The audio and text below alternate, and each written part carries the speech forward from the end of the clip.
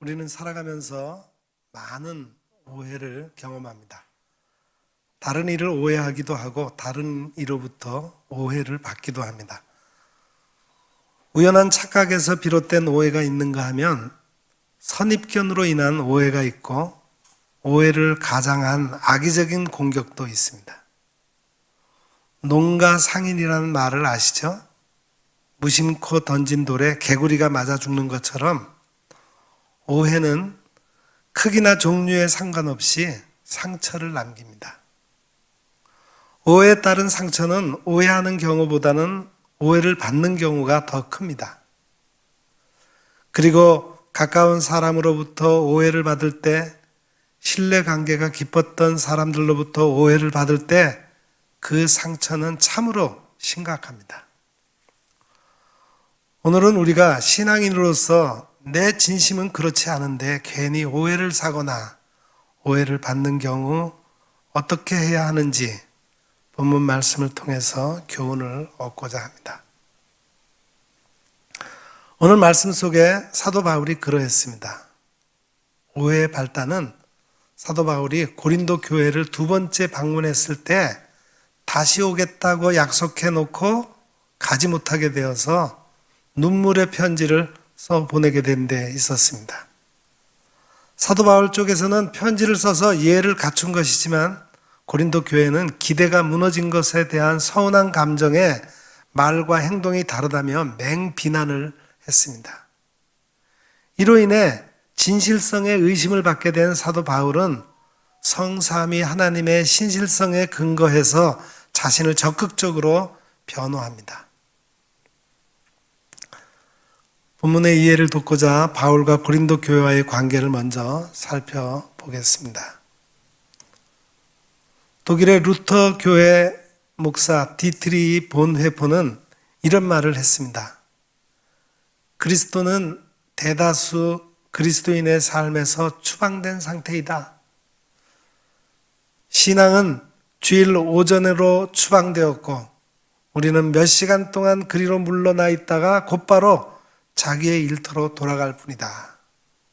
어떻습니까?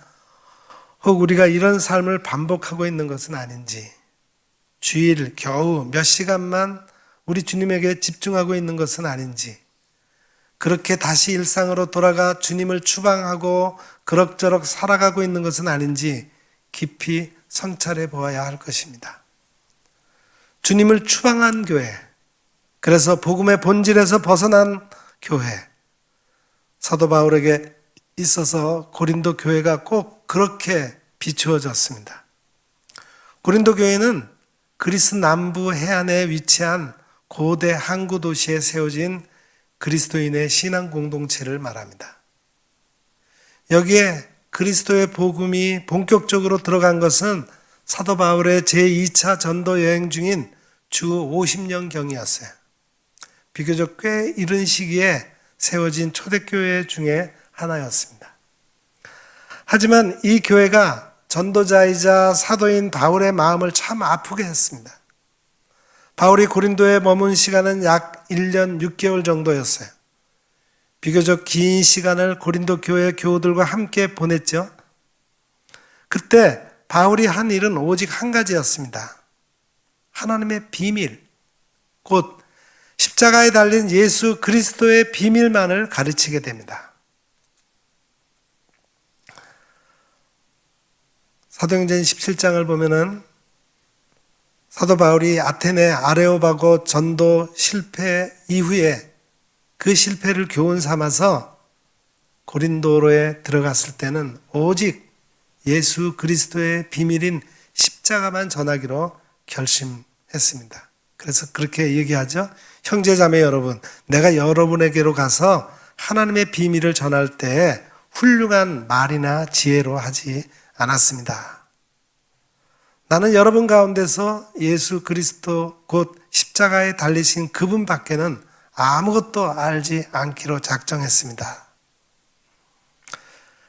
그러자 하나님의 비밀을 깨닫는 이들이 하나둘 생기게 되었고 그리스도 곧 십자가에 달리신 분의 비밀을 마음속에 간직한 이들의 모임이 정기적으로 생기게 되었고 결국 고린도 교회라는 번듯한 신앙 공동체로 성장하게 되었습니다. 그렇게 교회는 날마다 부흥하게 되죠. 또 고린도 교회에서 이분들을 빼고 이야기할 수 없겠죠. 로마에서 온 아굴라와 브루스길라 부부입니다. 아주 신실한 그리스도인들입니다. 그들의 헌신적인 동력으로 고린도 교회는 더욱 든든하게 됩니다. 뿐만 아니라 성경에는 그 이름들이 기록되어 있지 않지만 당시 기근으로 위기에 처한 예루살렘 교회에 구제 헌금을 모아 전달할 만큼 꽤 반듯하고 건강한 교인들로 구성된 교회가 바로 고린도 교회였습니다. 교인들의 수는 그리 많지 않았지만 고린도전서 12장과 13장이 증거하고 있듯이 각자 받은 은사들이 충만한 교회였습니다. 하지만 전도자 바울이 고린도 교회를 떠나고 얼마 지나지 않아 고린도 교회가 아주 큰 위기를 당하게 됩니다. 하나님의 비밀인 예수 그리스도의 복음, 하나님의 증거인 십자가의 능력, 그 원색적인 복음과 능력을 상실하게 된 겁니다. 디트리 본헤퍼가 염려했던 주님을 추방한 교회가 된 것입니다. 그러자 교회는 복음의 소리가 아닌 사람의 소리가 나기 시작했고 이런저런 주장을 펼치는 파벌이 생기더니 결국에는 복음의 본질에서 벗어난 교회가 되고 말았어요. 그렇게 아주 처참할 정도로 교회가 망가지게 되죠. 정말 짧은 시간에 망가집니다. 신앙의 철저함이 사라지고 신앙의 중심이 무너지자 옛 삶의 습관들이 하나둘씩 슬며시 고개를 들었습니다. 그러자 가시돋친 말과 행동으로 서로의 가슴에 상체기를 내는 일들이 잦아졌고 정말 모든 것이 아주 엉망이 되어버렸습니다. 이뿐만 아닙니다. 교인들 간의 갈등은 교회를 넘어 법정 다툼으로 비화되었습니다. 성도의 판결을 하나님이 아닌 세상의 재판관에게 맡긴 것입니다. 성적인 타락도 교회 지도자들을 중심으로 급격하게 일어났습니다. 관용과 이해 그리고 사랑과 기쁨이 사라지고 차별과 우월 그리고 불신과 원망이 그들의 삶을 지배했습니다. 하나님 나라의 모델이 되어야 할 교회가 오히려 세상의 추문거리가 되고 만 것입니다. 심지어 자신들의 스승이자 복음을 전도한 바울에 대한 비방도 서슴지 않았습니다. 교회가 시끄러워지자 그 모든 책임을 바울에게 돌리며 이런 비난들을 퍼부었습니다. 첫째, 사도의 자격이 없다. 둘째, 카리스마가 부족하다. 셋째, 변덕스럽다. 넷째, 겉으로는 경건한 척하지만 사실은 제 입속이나 차리는 속물이다. 다섯째, 언변, 그의 가르침과 설교가 시원치 않다. 여섯째, 보수를 받지 않겠다고 뻗대더니 빌립보 교인들에게 도움을 받아 자기들 체면을 구겼다. 이처럼 제멋대로 판단하고 함부로 말하는 것이 그들의 버릇이 되고 말았습니다. 그러나 이 소식을 접한 사도 바울의 마음은 어떻겠습니까? 아무리 영혼의 그릇이 큰 사람이라 하더라도 이런 모함은 상처가 되기 마련입니다. 실망과 충격 그 자체였죠. 바울은 고린도 교회를 직접 찾아가 자신에 대한 모든 오해를 풀까도 생각했습니다. 하지만 곧 조금 기다리는 편이 낫겠다는 판단을 내립니다. 그렇게 해서 자신의 입장을 꼼꼼히 정리해서 장문의 편지를 보낸 것이 바로 고린도 교회에 보낸 첫 번째 편지, 바로 고린도 전서입니다. 편지 그 이상의 긴 내용을 담고 있어요. 편지 분량은 꽤 길지만 사실 그 안에 담긴 내용은 아주 간단하고 명료했습니다. 첫째, 너희들의 몸이 하나님의 성전임을 기억하라는 것입니다. 사탄의 주특기인 불신과 원망이 거할 몸이 아니라는 겁니다. 여러분은 하나님의 성전이며 하나님의 성령이 여러분 안에 거하신다는 것을 알지 못합니까? 누구든지 하나님의 성전을 파괴하면 하나님께서도 그 사람을 멸하실 것입니다. 하나님의 성전은 거룩합니다. 여러분은 하나님의 성전입니다. 그러니 하나님의 성전답게 너희 안에 있는 거룩함, 곧 그리스도의 성품인 온유와 겸손을 보이라는 것입니다. 두 번째 부탁입니다. 유아기적인 신앙의 면모에서 벗어나 이제는 그리스도의 장성한 분량에 이르기까지 성장하고 또 성장하는 것입니다. 누구처럼 말입니까? 나 바울처럼 성장하라는 것입니다. 그래서 이렇게 얘기합니다. 여러분은 유대 사람에게도 그리스 사람에게도 하나님의 교회에도 걸림돌이 되지 마십시오.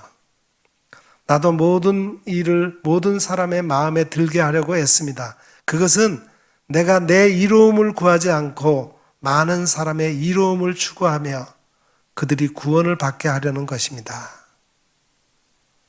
바울의 선교 전략이죠. 그리고 또 이렇게 얘기를 합니다. 내가 그리스도를 본받는 사람인 것과 같이 여러분은 나를 본받는 사람이 되십시오. 그런데 안타깝게도 이 첫 번째 편지가 고린도 교회 교인들의 마음을 사로잡지 못합니다. 오히려 그 편지로 인해 더욱 관계가 단절되게 됩니다. 그것은 편지 말미에 기록한 사도 바울의 약속 때문이었어요. 바울은 첫 번째 편지 말미에 이런 약속을 하나 했습니다. 나는 마게도니아를 거쳐서 여러분에게로 가겠습니다. 내가 마게도니아를 지나서 여러분에게로 가면 얼마 동안은 함께 지낼 것이고 어쩌면 겨울을 나게 될지도 모르겠습니다. 그 다음에 여러분은 내가 가려는 곳으로 나를 보내주시기를 바랍니다. 그런데 바울이 이 약속을 지키지 못합니다. 그러자 바울의 적대자들은 고린도 방문을 미룬 바울에게 신의가 없는 그리고 변덕스러운 사람이라는 딱지를 붙여버립니다.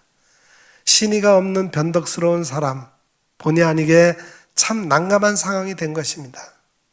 어떻게 하면 좋을까?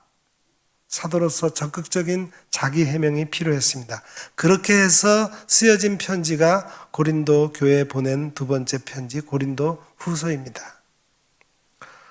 오늘 본문이 시작된 1장 15절부터 보겠습니다. 여기에 보면 왜 자신이 계획을 변경하게 되었는지를 아주 자세하게 설명합니다. 15절에 보면은 제가 세 번역으로 제가 읽어드리겠습니다. 이러한 확신이 있으므로 먼저 나는 여러분에게 가기로 마음을 먹었습니다. 그것은 여러분으로 하여금 두 번 다시 은혜를 받게 하려는 것이었습니다. 나는 여러분에게 들러서 마게도니아로 갔다가 마게도니아에서 다시 여러분에게로 와서 여러분의 도움을 받아서 유대로 갈 작정이었습니다. 그런데 왜 이 계획을 틀었는가? 그것은 자기에 대한 신뢰가 무너진 마당에 아무리 구제 헌금이라고 하지만 물질과 관련된 일을 하는 것이 적절치 않다고 여겼기 때문입니다. 다시 말해서 예루살렘 교회의 기근을 핑계 삼아 구제 헌금이나 걷는 모습으로 비추어질까 봐 고린도 교회 방문 계획을 변경했다는 것입니다. 그러면서 이렇게 자신을 항변합니다. 내가 이런 계획을 세운 것이 변덕스러운 일이었겠습니까? 또는 내가 육신의 생각으로 계획을 세우기를 아니요 하려는 속셈이면서도 예 하고 계획을 세우는 것이겠습니까? 하나님께서는 신실하십니다. 따라서 우리가 여러분에게 하는 말은 예 하면서 동시에 아니요 하는 것은 아닙니다. 이처럼 바울은 하나님의 신실하심을 두고 맹세하듯이 말합니다. 자기는 두 마음을 품은 사람이 아니라는 것이죠. 속마음은 아닌데 겉으로 듣기 좋으라고 예 하는 사람이 아니라는 겁니다. 자기 편리한 대로 이랬다 저랬다 하는 사람이 아니라는 것입니다. 하나님은 신실하십니다. 하나님은 신실하신 여호와이심을 친히 밝히셨어요. 신명기 7장 9절에 그런즉 너는 알라 오직 내 하나님 여호와는 하나님이시요 신실하신 하나님이시라. 하나님의 성품이 이방신들처럼 변덕스럽다면 우리는 두려울 것입니다. 그리고 우리는 불안할 것입니다. 하지만 하나님의 성품이 신실하시기에 우리를 향한 구원의 약속도 신실하십니다. 너희 하나님 여호와가 너희 가운데 계시니 그는 구원을 베푸실 전능자시라. 그가 너로 말미암아 기쁨을 이기지 못하시며 너를 잠잠히 사랑하시며 너로 말미암아 즐거이 부르며 기뻐하시리라 하리라. 하나님은 신실하신 분입니다. 우리에 대한 약속과 사랑을 변치 않으시는 분이십니다. 하나님의 사랑이 한결같이 신실하시기에 우리는 믿음으로 살 수 있습니다. 하나님의 신실하심이 한결같기에 우리는 하나님을 의지할 수 있습니다. 따라서 신실한 하나님을 섬기는 사도 바울도 신실할 수밖에 없습니다. 사도 바울은 하나님의 미쁘심에 반응하여 늘 예로 순종하며 살았기 때문입니다. 하나님은 미쁘시니라. 우리가 너에게 한 말은 예하고 아니라 함이 없노라. 우리는 여기서 두 가지 중요한 진리를 깨닫게 됩니다. 하나는 신실함은 우리에게 있지 않고 하나님께 있다는 사실입니다. 다른 하나는 우리가 하나님의 말씀에 예로 순종할 때 신실할 수 있다는 사실입니다. 창세기 15장에 보면은 아브라함이 가나안 족속들과 싸워 조카 롯을 구출한 다음에 두려움에 빠집니다. 그때 하나님은 아브라함을 찾아오셔서 방패와 상급이 되어 주실 것을 약속해 주십니다. 이에 아브라함은 하나님이 자식을 주시지 않으셨기에 종 엘리에셀이 상속자가 될 수밖에 없다며 한탄합니다. 그러자 하나님은 아브라함의 몸에서 날 자가 상속자가 된다고 하시면서 아브라함을 밖으로 이끌고 나가 하늘의 무별을 보여주시면서 그 별을 셀 수 없듯이 아브라함의 자손들도 그러할 것을 약속해 주셨습니다. 이에 아브라함은 하나님을 믿었고 하나님은 이를 그의 의로 여겨주셨습니다. 믿음과 순종은 분리되지 않습니다. 하나님의 말씀을 믿고 순종할 때 하나님의 신실하심이 우리에게 임하게 됩니다. 오해하지 마시기 바랍니다. 지금 바울이 자기 해명을 구차하게 늘어놓는 것은 오해받는 것이 억울해서가 아닙니다. 하나님의 비밀인 그리스도의 복음이 왜곡될까 하는 두려움 때문이었어요. 그래서 바울은 좀 더 적극적으로 자기를 변호합니다. 나는 오직 그리스도 안에서 곧 아멘으로 살아내는 사람이라고 자기 자신을 적극 변호합니다. 19절 말씀이 그렇죠? 나와 실루아노와 디모데가 여러분에게 선포한 하나님의 아들 예수 그리스도께서는 예도 되셨다가 동시에 아니어도 되신 분이 아니었습니다. 그리스도 안에는 예만 있을 뿐입니다. 그리스도 안에서 예와 아니오가 함께 공존할 수 없는, 항상 아멘으로 살 수밖에 없는 사람이 바로 나 바울이라는 것입니다. 왜냐?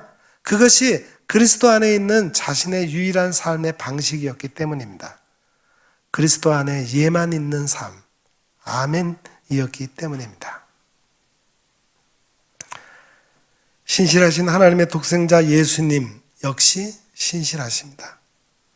성부 하나님의 구원 약속은 성자 예수님의 신실하심을 통해 성취될 수 있었습니다. 예수님은 아버지 하나님의 뜻에 예가 되기 위해 자신을 비워 종의 형체를 가지사 사람들과 같이 되셨습니다. 예수님께서 자신을 비워 하나님으로서의 누릴 특권을 포기하셨듯이 우리 역시 자신을 비울 때 누릴 특권을 포기함으로 하나님께 예가 되어야 합니다. 그러면 하나님이 채워주십니다. 사람의 모양으로 나타나신 예수님은 자기를 낮추셨습니다. 비하의 삶을 사셨습니다. 그러나 하나님은 그를 높이셨습니다. 승기시켜 주셨습니다. 예수님은 비우고 낮추는 데 머물지 않고 죽기까지 복종하셔서 십자가에서 죽으셨습니다. 죽음으로 복종하셨기에 구속의 역사를 완성하시고 부활의 생명으로 나올 수 있으셨습니다. 불순종은 죽음이나 복종은 생명입니다. 하나님의 약속은 얼마든지 그리스도 안에서 예가 되기에 우리 역시 아멘으로 비움과 낮춤, 죽기까지 복종함으로 하나님께 영광을 돌려야 합니다. 신실하신 예수님의 또 다른 보혜사이신 성령님도 신실하십니다. 그러기에 바울은 하나님과 그의 아들 예수 그리스도께서 신실하실 뿐만 아니라 성령님도 신실하신 사실을 덧붙여 말합니다. 21절 이하의 말씀입니다. 우리를 여러분과 함께 그리스도 안에서 튼튼히 서게 하시고 또 우리에게 사명을 맡기신 분은 하나님이십니다. 하나님께서는 또한 우리를 자기의 것이라는 표로 인을 치시고 그 보증으로 우리 마음에 성령을 주셨습니다. 하나님은 우리에게 기름을 부으심으로 곧 보혜사 성령을 보내주심으로 우리를 하나님의 사람으로 확증해 주셨고 보증하는 표로 삼으셨습니다. 보증을 사물에 적용할 경우 책임지고 틀림이 없음을 증명하는 것이고 사람에게 적용할 경우는 그의 행동에 대한 보장입니다. 따라서 하나님이 성령을 주심으로 사도 바울을 보증하셨다는 것은 사도 바울의 행동이 오해를 받을 만큼 기대치에 못 미친다면 하나님이 기대에 부응하도록 해주시겠다는 겁니다. 따라서 하나님이 보증하심은 하나님의 형상으로의 회복을 드러내는 것입니다. 하나님이 이스라엘이 멸망할 정도로 엄청난 죄를 지었음에도 포기하지 않고 이스라엘의 구세주를 보내주셨습니다. 그리고 성령으로 보증해 회복시키셨습니다. 그러므로 더없이 악한 죄를 지어 멸망할 자들도 하나님의 놀라운 구원 계획에 들어갈 수 있다는 영광스러운 희망의 미래를 내다보게 되었어요. 구세주이신 주님을 마음에 영접한 자들에게는 성령을 주심으로 하나님의 모습으로 회복시키십니다. 이 일은 우리의 태도 여하에 따라 중단되지 않고 성령님의 신실하심으로 인하여 끝까지 추진됩니다. 그리하여 마침내 하나님의 형상을 완전히 회복시키고야 맙니다. 이것이 복음입니다. 인생을 살아가면서 가까운 이들로부터 오해를 받을 때 크게 상처를 입게 됩니다. 상처는 우리의 마음에 고통을 주고 원한 감정으로 표현되어 죄를 짓게 만듭니다. 그러므로 오해는 풀어야 합니다. 그러나 오해를 사사로이 풀려고 할 때 더 큰 오해를 불러올 수도 있고 갈등을 유발하며 더 큰 상처를 받을 수도 있습니다. 그러므로 사사로이 오해를 풀려고 하기보다는 하나님과 예수 그리스도 성령님의 신실하심을 보증으로 삼아야 합니다. 하나님의 말씀을 믿고 순종할 때 하나님의 신실하심이 임하게 됩니다. 아버지 하나님께 예로 응답하신 주님과 동행할 때 그리스도 예수의 신실하심이 내게 임하게 됩니다. 하나님은 우리를 하나님의 형상으로 완전히 회복하시고자 보혜사 성령님을 주셨습니다. 성령의 인도에 민감하게 반응하며 살아갈 때 성령님의 신실하심이 우리에게 임합니다.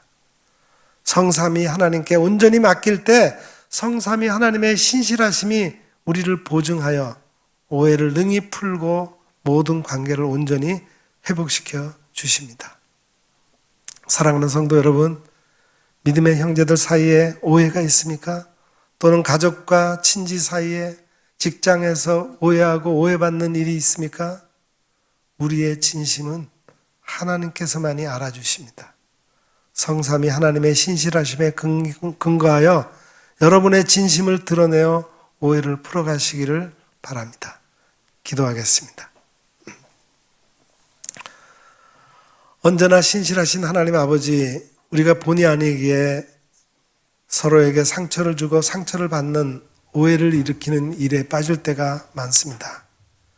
이럴 때 먼저 항상 우리의 연약함을 아시고 우리의 죄성을 아시는 하나님 앞에 나아가 고백하고 항상 변함없이 우리를 사랑하시는 하나님과 하나님 아버지 앞에서 늘 예가 되셨던 예수님의 신실하심에 근거하여 오해를 풀어가게 하옵소서. 성령께서 우리의 보증이 되어주셔서 우리의 모든 오해를 풀어 주옵소서. 예수님의 이름으로 간절히 기도드립니다. 아멘.